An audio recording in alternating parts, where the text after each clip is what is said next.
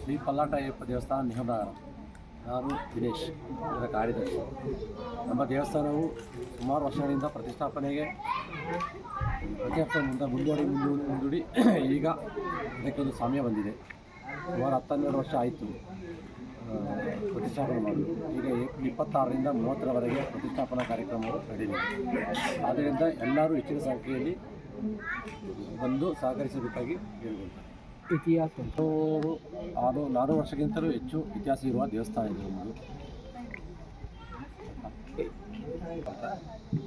ಪಲ್ಲಾಟಯ್ಯಪ್ಪ ದೇವಸ್ಥಾನದ ಅಧ್ಯಕ್ಷರು. ಈ ಪಲ್ಲಾಟಯ್ಯಪ್ಪ ದೇವಸ್ಥಾನ ಮೊದಲು ನಾನು ಇತಿಹಾಸದಲ್ಲಿ 400 ವರ್ಷ ಹಳೆ ದೇವಸ್ಥಾನ ಇತ್ತು. ಅಂದರೆ ಬರೀ ಕಾಡಾಗಿತ್ತು. ಕಾಡನ್ನು ಕಡಿದುಬಿಟ್ಟು ನಾವು ಕಡಿದುಬಿಟ್ಟು ಈಗ ದೇವಸ್ಥಾನ ರೂಪದಲ್ಲಿ ತಂದಿರ್ತೀವಿ.